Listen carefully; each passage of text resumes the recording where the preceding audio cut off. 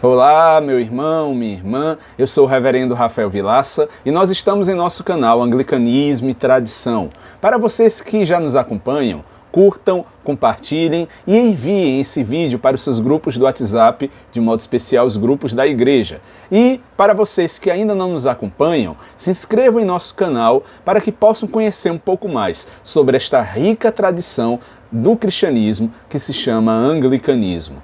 Para o nosso episódio de hoje, eu irei trazer uma análise crítica de um evento que marcou a posse do presidente dos Estados Unidos, Donald Trump. No dia 21 de janeiro deste ano, em ofício religioso celebrado na Catedral Nacional de Washington, o presidente Trump levou um verdadeiro sermão da bispa Mary Ann Budd, que fez uma crítica ao seu discurso feito no dia anterior, no Capitólio, durante a cerimônia de posse presidencial. Durante esse sermão proferido pela bispa, nós tivemos diante das câmeras um Donald Trump e seus convidados visivelmente incomodados, desconfortáveis com as palavras da bispa que repercutiram ao redor do mundo. Vários veículos de comunicação, inclusive no Brasil, transmitiram as palavras da bispa que tiveram impacto e marcaram essa cerimônia religiosa após a posse do presidente. E para este vídeo, eu irei trazer para vocês uma análise crítica dividida em 3 partes. Primeiramente, uma parte que para mim é indispensável. Afinal, a repercussão desse sermão foi tão grande que vários jornais, sobretudo no Brasil, trouxeram dados que no mínimo são incorretos, para não dizer totalmente errados, sobre a Igreja Episcopal e o anglicanismo. Ou seja, eu irei fazer uma análise crítica sobre como os nossos veículos de comunicação ainda desconhecem bastante sobre a nossa tradição cristã. Da mesma forma, eu trarei uma análise teológica e não menos importante sobre o sermão da bispa e do ponto de vista também religioso e político, afinal, no anglicanismo, política e religião também se discutem.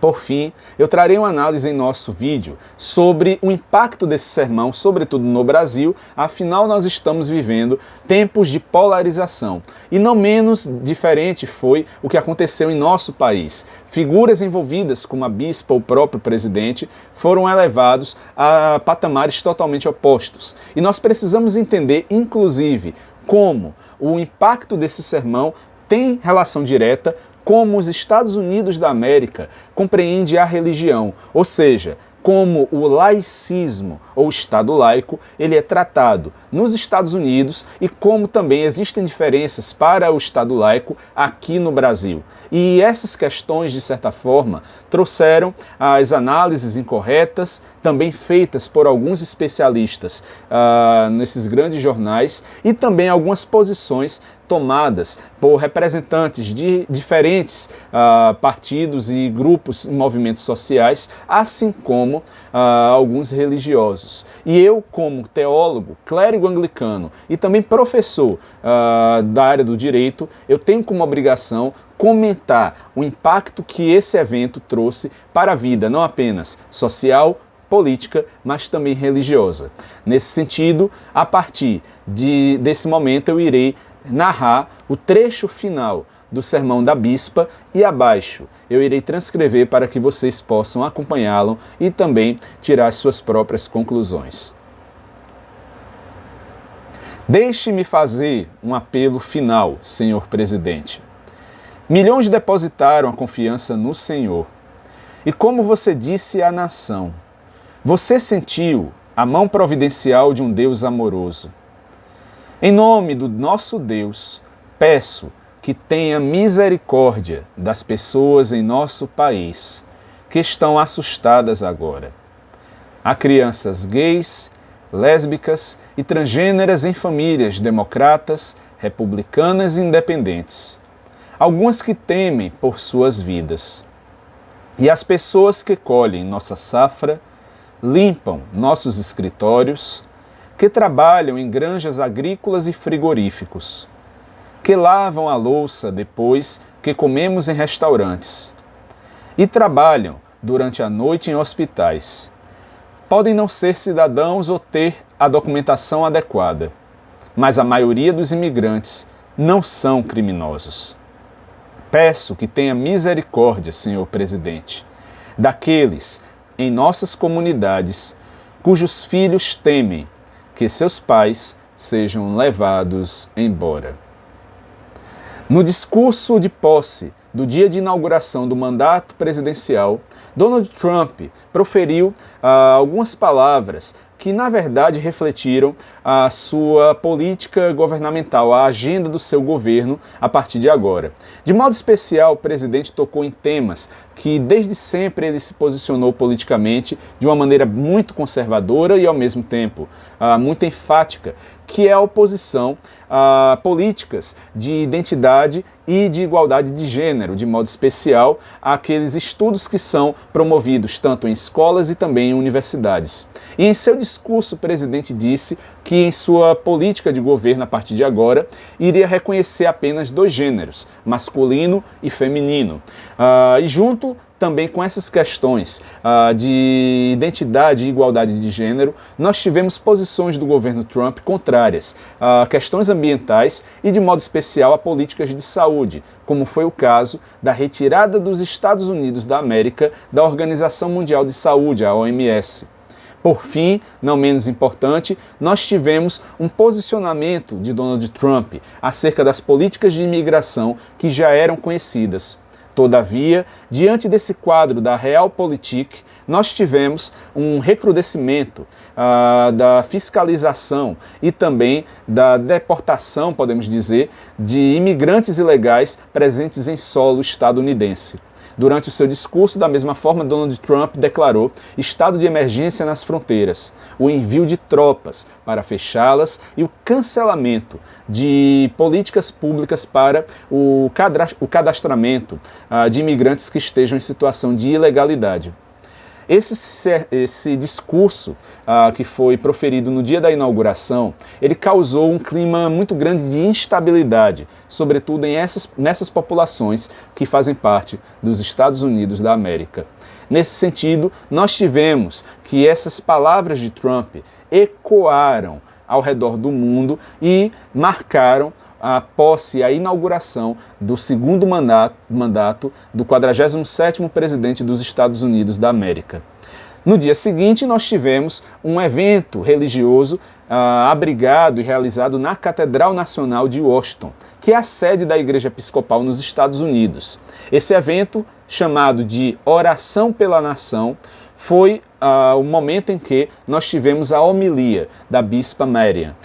E nesse sentido, nesse evento, que foi transmitido também ao redor do mundo e repercutiu por conta do conteúdo do sermão, nós tivemos algumas notícias que foram veiculadas, sobretudo pelos canais de comunicação no Brasil, que infelizmente, para mim, foi uma verdadeira tragédia. Afinal, para mim, se deu mais uma vez a prova que os jornais brasileiros desconhecem bastante acerca de nossa tradição, que é o anglicanismo, e de modo especial sobre a Igreja Episcopal dos Estados Unidos, que é a província da Comunhão Anglicana naquele país. E eu trago para vocês, por exemplo, algumas notícias que foram veiculadas por grandes veículos de comunicação, como o G1 ou até mesmo a BBC Brasil, que trouxeram em suas manchetes, por exemplo, que o sermão fez parte de um culto especial como parte da celebração da posse de Trump.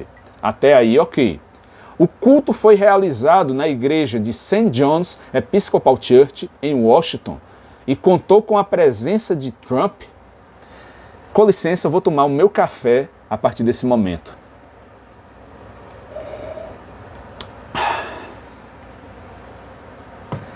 Eu precisava dessa pausa, porque, primeiramente, essa notícia da BBC Brasil, ela misturou as cerimônias ou os eventos religiosos realizados durante a posse do presidente Trump, porque nós temos que a igreja de St. John's, ela realmente foi palco do culto realizado antes da posse do presidente no Capitólio. Ou seja, Durante esse dia de posse, nós temos que os Estados Unidos possuem uma longa tradição de que os presidentes, eles primeiramente passam na igreja de St. John's Lafayette Square, que é conhecida como a Igreja dos Presidentes. É uma igreja que ela foi fundada em 1816 e por isso ela tem uma importância muito grande, pois fica perto da Casa Branca.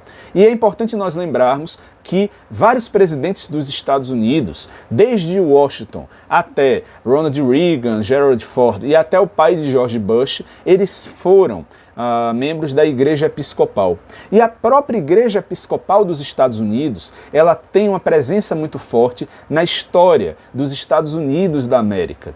Por isso que a Igreja de St. John's é o primeiro marco do início da posse presidencial, porque ocorre um culto episcopal para encaminhar o presidente eleito, né, e que irá tomar posse para o Capitólio. Ou seja, o primeiro passo do presidente eleito é participar dessa celebração na igreja de St. John's e em seguida ir para o Capitólio, que no caso da posse de Trump, a área externa ela estava fechada por conta do clima de neve que estava muito forte naquela cidade de Washington no dia. E por isso a posse foi feita dentro do Capitólio e não fora, como é o costume.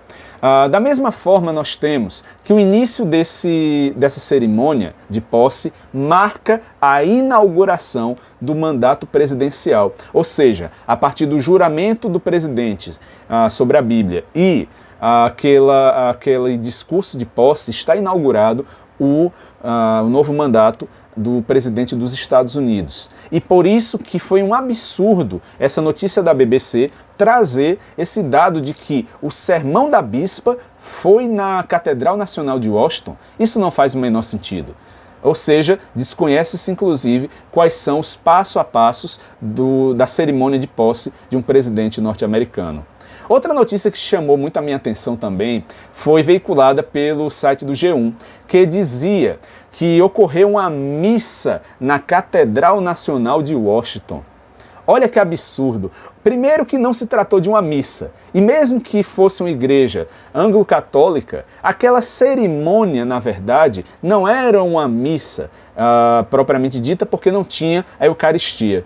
Muito menos era um culto episcopal, como aconteceu no dia anterior na igreja de São João. Aquela cerimônia que nós vimos após a posse de Trump foi, na verdade, o dia de oração pela nação. Ou seja, lideranças religiosas de várias igrejas e também religiões diferentes dos Estados Unidos fizeram orações para abençoar o primeiro dia do mandato do presidente Trump. Em outras palavras, nós tivemos que a Catedral Nacional de Washington abrigou clérigos episcopais, metodistas, batistas, presbiterianos, inclusive da Igreja de Jesus Cristo dos Santos dos Últimos Dias, os mormons, e também representantes de outras religiões não cristãs, como por exemplo o judaísmo, o islamismo, o budismo, o hinduísmo e o sikhismo. Ou seja, nós tivemos uma oração interreligiosa, na qual, em um determinado momento, ao final, tivemos o famoso sermão da Bispa Marian.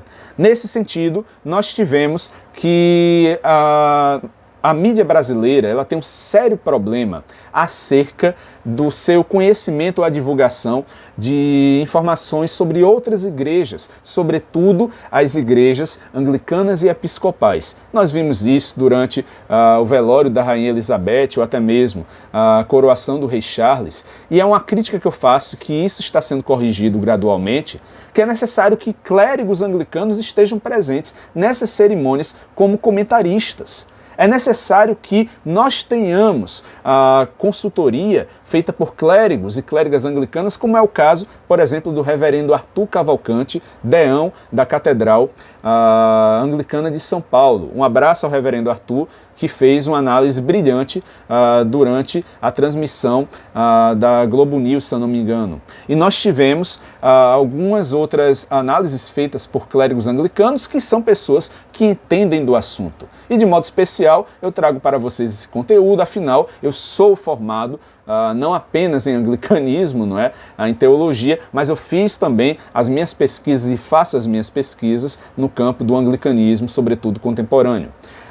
E uma coisa importante que nós precisamos entender é a importância da Igreja Episcopal dos Estados Unidos nos Estados Unidos da América. Afinal, desde 1789, nós temos que essa igreja ela irá marcar a história norte-americana e também ela se confunde com o processo de independência dos Estados Unidos da América da coroa britânica. Ou seja, durante aquele processo da Revolução Americana, em 1776, nós tivemos que os líderes da Revolução Americana, como por exemplo, George Washington, aquele general da milícia de Virgínia, e outros representantes e defensores da democracia norte-americana, eles tiveram, ou eram, melhor dizendo, ligados à Igreja da Inglaterra, a Igreja Colonial da Inglaterra, que abarcava as 13 colônias dos Estados Unidos. Uma vez que as 13 colônias se tornam independentes da coroa britânica, a igreja anglicana na colônia, ela precisa se separar juridicamente da igreja da Inglaterra. Afinal, clérigos como eu precisariam fazer o juramento de fidelidade ao monarca britânico, como é feito até os dias atuais. Ou seja, para um país que se tornou republicano, não faria o menor sentido os clérigos da igreja continuarem a prestar juramento à coroa, afinal nós estamos agora em um regime republicano. E por isso, a Igreja Anglicana nos Estados Unidos irá se chamar, a partir de então, Igreja Episcopal, ou a Igreja governada pelos bispos, uma igreja que é regida pelo regime ou governo episcopal. Nesse sentido, nós temos que, durante a organização da Igreja Episcopal dos Estados Unidos, ou The Episcopal Church, nós vamos ter, não por acaso também, uma influência direta do sistema de governo norte-americano. Afinal, a igreja ela vai nascer a partir também de lideranças políticas. George Washington e tantos outros que estavam ligados ao processo revolucionário, eles eram e foram episcopais. Como eu falei, vários presidentes dos Estados Unidos até hoje fazem parte ou fizeram da Igreja Episcopal. E nesse sentido, da mesma forma, nós temos a importância que essa igreja tem na história norte-americana. Não por acaso, a sede da Igreja Episcopal é a Catedral de Washington, a Catedral Nacional de Washington. E é importante nós dizermos que essa igreja ela tem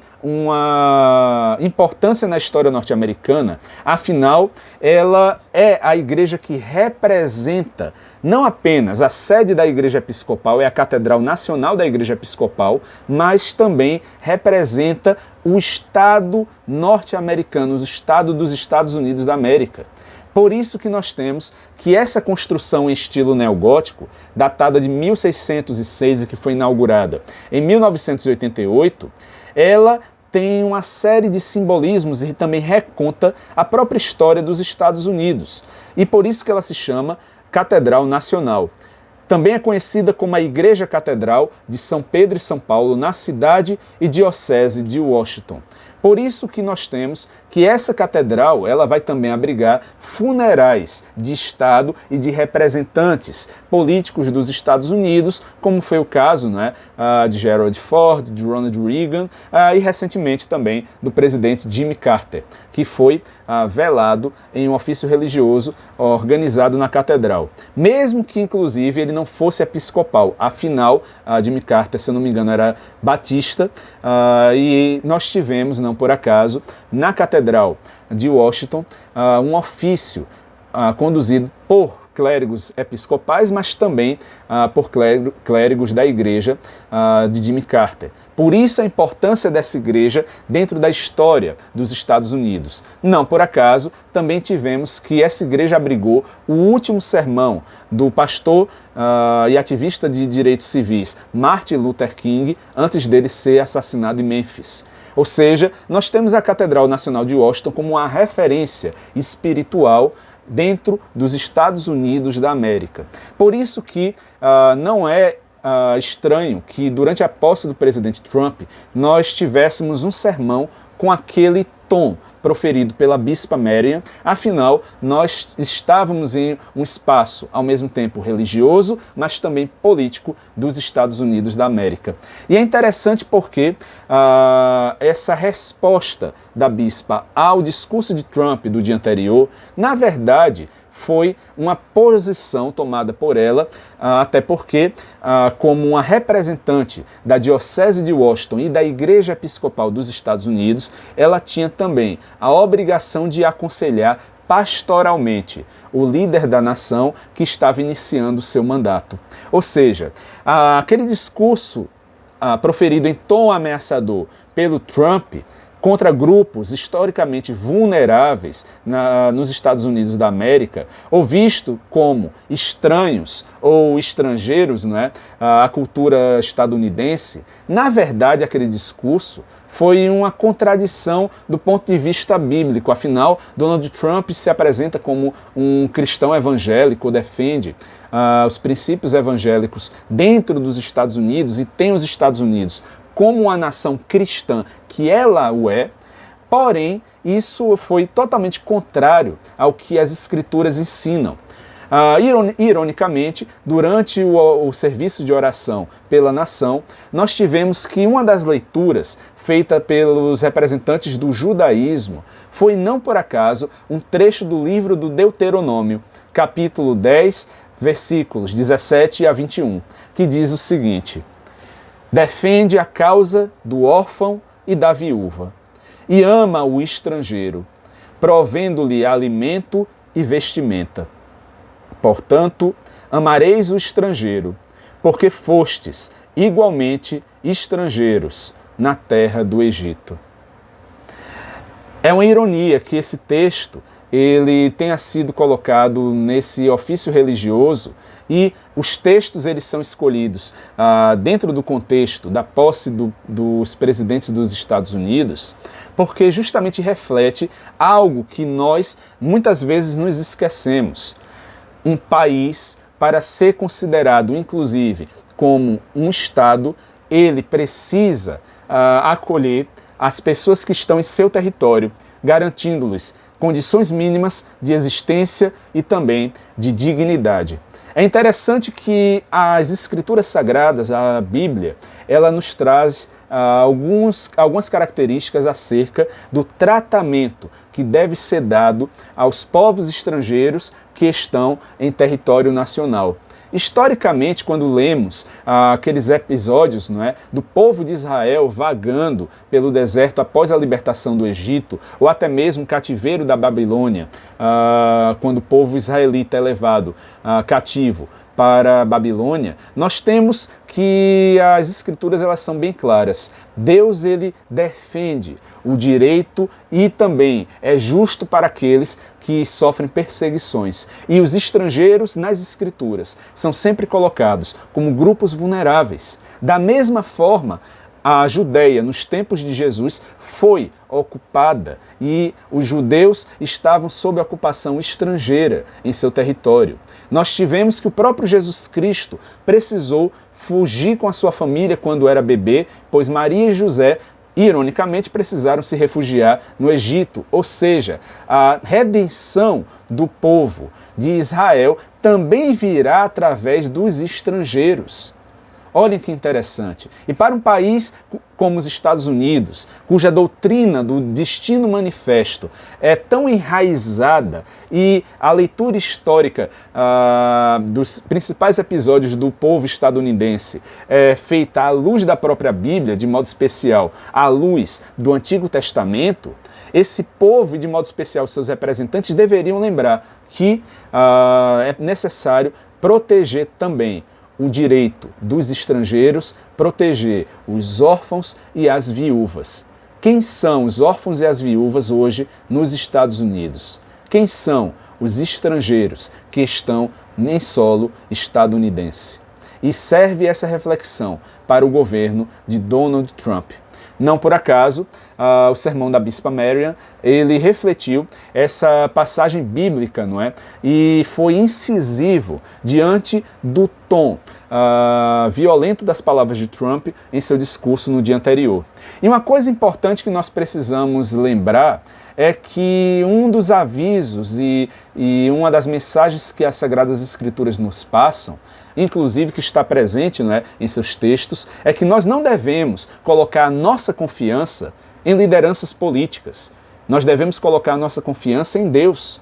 Não podemos eleger os nossos representantes como verdadeiros salvadores da pátria, messias, que possam trazer a solução definitiva para os problemas do povo. A solução dos problemas de todos os povos, de todas as nações, é Jesus Cristo, luz para as nações e glória de Israel, como nos diz o cântico das Escrituras. Por isso que nós precisamos lembrar que as nações estão sob o jugo de Deus e os seus representantes também irão prestar contas a Deus sobre como eles conduziram e guiaram o povo que estava sob o seu poder. Nesse sentido, nós tivemos que o sermão da bispa incomodou bastante o presidente Trump, que, repercutindo e respondendo àquele episódio, chamou a bispa de esquerdista radical, de hater, como se ela disseminasse um ódio à sua figura ou à sua representação como presidente da nação. Basta nós lembrarmos que essas palavras tentaram, ao mesmo tempo, desqualificar a bispa Marian e, ao mesmo tempo, colocá-la em uma situação como se ela estivesse tomando um partido do ponto de vista político e ideológico contrário ao posicionamento de Donald Trump. Aqui nós precisamos lembrar que, do ponto de vista político e religioso, a bispa ela estava exercendo a sua autoridade. E, de modo especial, quando nós ouvimos as suas palavras, ela falou não apenas com autoridade e firmeza, mas com uma voz bastante tranquila. Em nenhum momento ela alterou o seu tom. E aquele tom também pastoral, mas não menos com autoridade, incomodou aqueles que na verdade eram os poderosos no momento. E me lembrou bastante, do ponto de vista teológico, o Cântico de Maria, o Magnificat, que nós poderíamos dizer que foi um canto, na verdade, de Marian. E nesse sentido, nós temos que, não por acaso, o texto do Evangelho de São Lucas, em seu capítulo 1, não é? A partir do verso 43, ele diz: Então Maria disse. A partir do verso 51, ele realiza proezas com seu braço, dispersa os soberbos de coração, derruba do trono os poderosos e eleva os humildes. Aos famintos enche de bens e despede os ricos de mãos vazias. Socorre Israel, seu servo, lembrando-se de sua misericórdia, conforme prometera aos nossos pais, em favor de Abraão e de sua descendência para sempre. Profético, muito profundo. E ao mesmo tempo, as palavras da bispa ecoaram na catedral e nos trouxeram, de fato, essas palavras não apenas do ponto de vista das Escrituras, mas também elas se cumpriram. Naquele dia se cumpriram as Escrituras. E a própria Marian derrubou os poderosos de seus tronos e elevou os humildes. Foi de fato importante a posição da bispa porque ela fala de seu lugar enquanto representante ou líder religiosa, como uma bispa da Igreja Episcopal. E aqui nós precisamos entender que, para além daquelas discussões acerca da ordenação feminina ou acerca se uma mulher pode ensinar ou não, devemos lembrar que no anglicanismo as mulheres são ordenadas bispas. Elas estão em posições de poder, inclusive posições pastorais, cuidando e guiando as suas comunidades e, de modo especial, a bispa Marian, ela representa e guia as comunidades da Diocese Episcopal de Washington. Naquele momento, nós tivemos também um momento de epifania, porque eu vi ali não apenas uma representante do cristianismo, mas também uma mulher com a mesma autoridade com que Maria, a mãe de Cristo, falou aquelas mesmas palavras, E ali, de fato, nós vimos o cumprimento das Escrituras, que se renovam a cada dia. E elas podem trazer também sinais visíveis da presença de Deus em momentos difíceis. Outro ponto que eu queria trazer para vocês é uma crítica acerca de como esse evento ele foi recebido de modo especial em nosso país, no Brasil, que está claramente polarizado desde as últimas eleições presidenciais, as duas últimas eleições, entre extremos do que eu considero, como a ferradura. Nós temos de um lado a esquerda, do outro lado a direita. E, nesse sentido, nós temos que as posições tomadas por ambos os lados, na verdade, criam situações que são totalmente esdrúxulas do ponto de vista da crítica feita e da crítica séria feita sobre esses eventos religiosos e discursos que são proferidos dentro de espaços ou templos religiosos. Nós primeiro precisamos lembrar que, nos Estados Unidos, o Estado laico ele funciona de uma maneira totalmente distinta do que no Brasil. E eu lembro que muitas pessoas literalmente bugaram, se podemos utilizar um termo contemporâneo, em suas cabeças não faz sentido nenhum nós termos um ofício religioso durante a posse presidencial. Afinal, os Estados Unidos é um Estado laico, a religião está separada do Estado.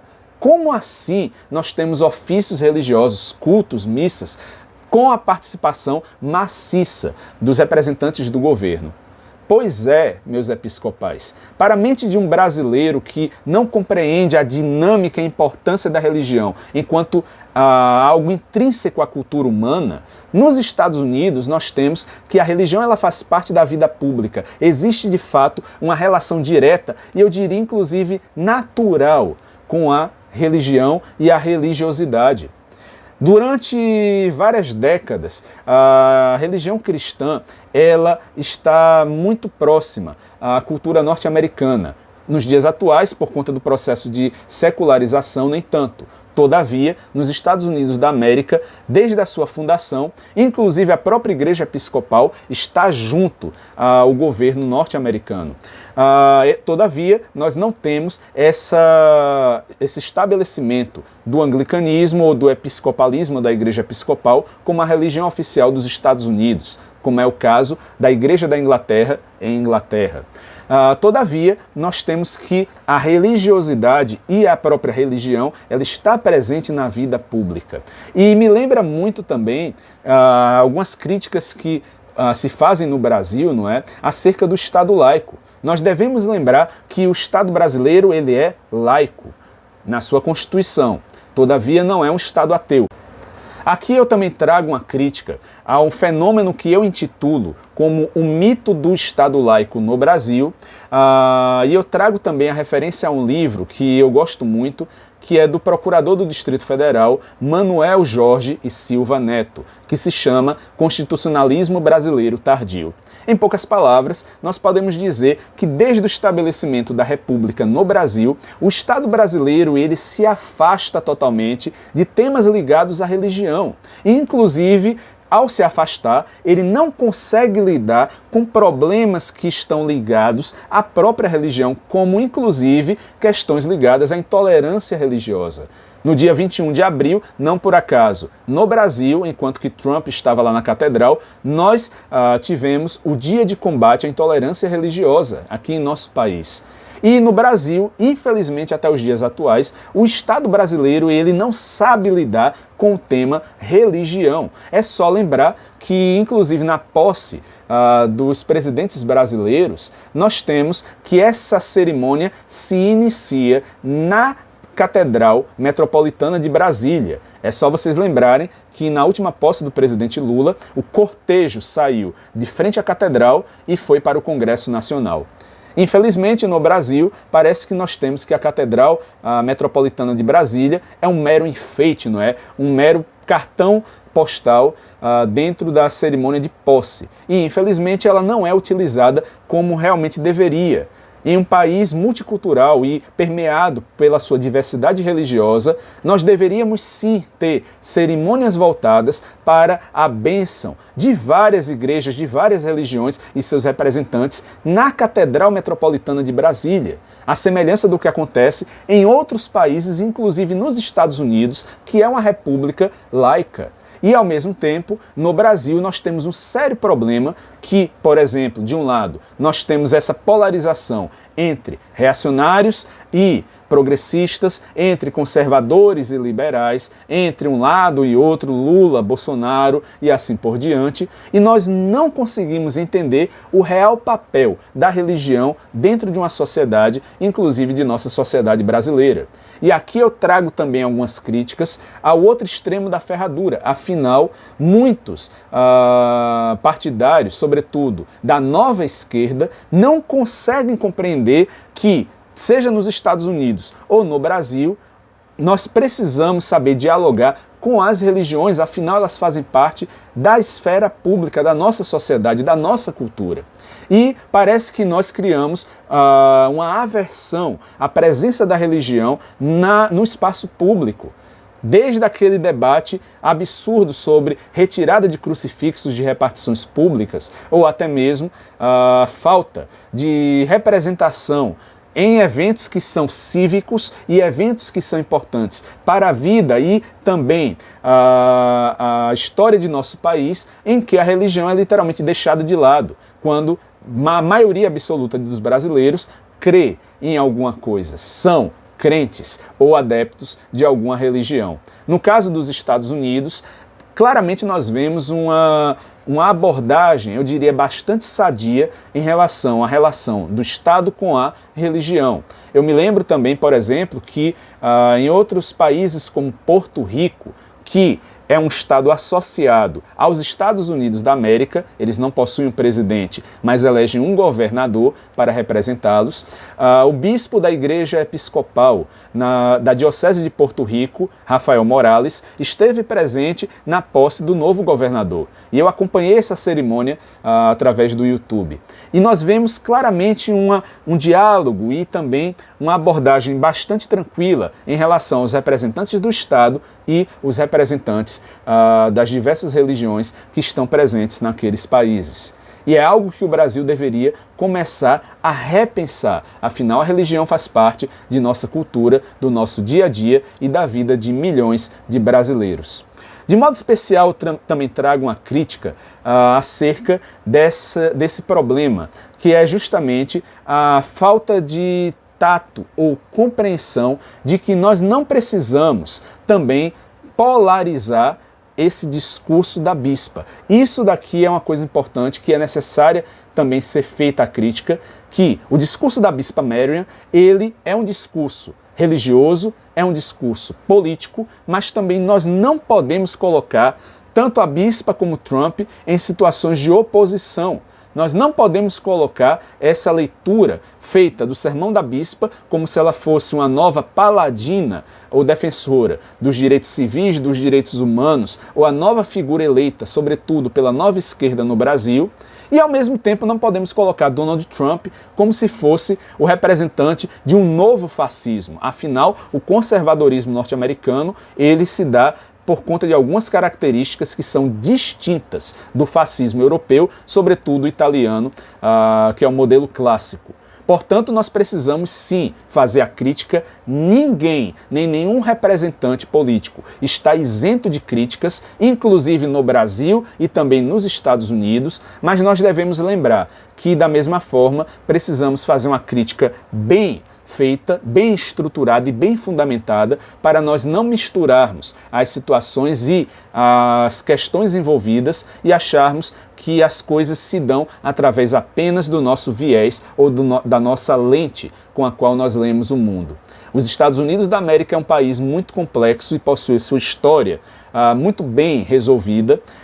E nós temos que, nesse momento, esse país passa por uma transição muito forte, de modo especial, como eu falei no início do vídeo, através da Realpolitik, que é uma resposta, querendo ou não, a outras nações, como por exemplo a Rússia de Vladimir Putin ou a China, que está buscando novos mercados e inclusive substituir os Estados Unidos da América como a principal potência global. E dentro desse quadro nós temos que o governo de Trump ele tem, ao mesmo tempo, um impacto muito grande, não apenas em questões políticas, mas também sociais, mas a sua eleição foi, querendo ou não, uma resposta dos norte-americanos que desejam um país muito mais forte do que ele estava se mostrando antes. Afinal, a democracia norte-americana não vai querer ficar atrás dentro das relações internacionais ou da geografia política mundial. Por isso que nós devemos entender que nos Estados Unidos,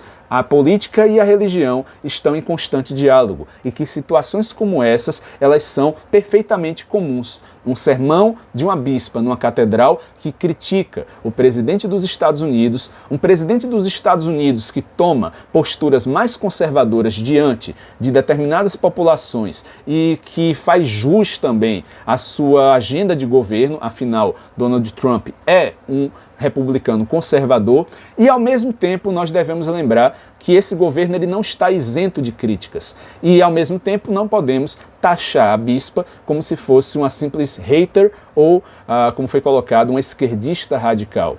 Nós devemos lembrar que o mundo passa por situações bastante delicadas atualmente e que nós precisamos, acima de tudo, colocar a nossa confiança em Cristo Jesus. Orarmos para que o governo de Trump ele possa de fato proteger as populações mais vulneráveis, de modo especial as viúvas e os órfãos e os estrangeiros dos nossos tempos, e ao mesmo tempo que Deus possa converter aquele coração, como nos disse o cântico de Maria, porque Deus, através do seu braço, irá destronar os poderosos e elevar os humildes. Que o sermão da bispa Marian possa repercutir positivamente nesse primeiro momento do governo Donald Trump e que ao longo do seu governo o presidente possa cumprir os princípios mais basilares do Evangelho de Jesus Cristo. Eu tive fome e tu me destes de comer. Eu tive sede e tu me destes de beber. Eu estava nu e me vestiste. Eu era estrangeiro e me acolhestes. Eu estava preso e me visitastes. Quando fizemos isto, Senhor, quando fizestes isto ao menor dos meus irmãos, a mim o fizestes. Nesse sentido, que possamos seguir o exemplo de Jesus Cristo, dos primeiros cristãos, e sermos fiéis à caminhada e à nossa missão como igreja e como seguidores do único, daquele que é o nosso verdadeiro Rei, o nosso verdadeiro soberano, Jesus Cristo, o nosso Senhor. Que Deus abençoe você, em nome do Pai, do Filho e do Espírito Santo. Amém.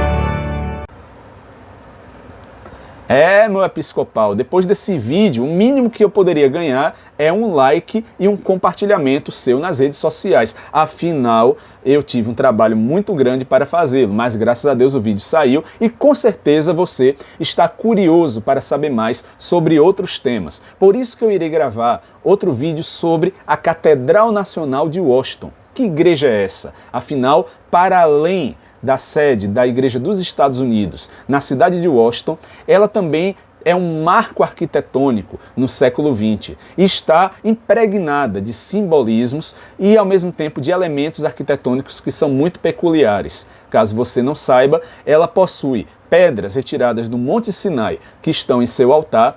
Ela também tem uma pedra da lua que está em um de seus vitrais e, acredite, existe uma gárgula em uma das torres que é a cabeça de Darth Vader.